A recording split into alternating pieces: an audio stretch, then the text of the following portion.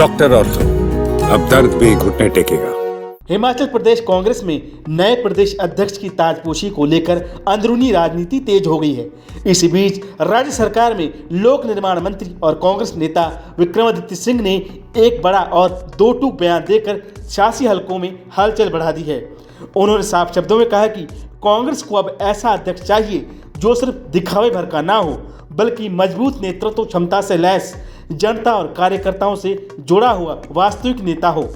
उन्होंने कहा कि कांग्रेस का नया अध्यक्ष केवल एक रबड़ स्टाम्प बनकर ना रह जाए, बल्कि उसमें मजबूत नेतृत्व क्षमता होनी चाहिए ताकि वो संगठन को मजबूती से आगे बढ़ा सके।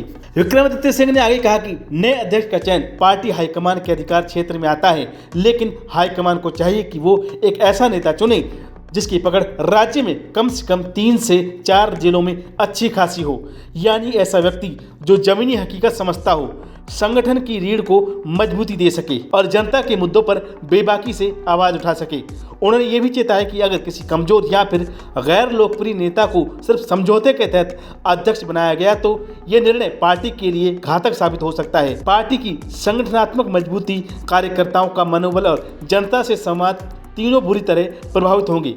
मगर प्रदेश के अंदर एक कद्दावर नेता को जो है वो कमान सौंपनी चाहिए और ऐसे नेता को सौंपनी चाहिए जिसका कम से कम 2-3 जिलों में अपना पर्सनल प्रभाव जो है एक व्यक्ति के रूप में हो और वो उसको पार्टी को आगे लाने की आवश्यकता है। किसको बनाना है, that is the prerogative of the party.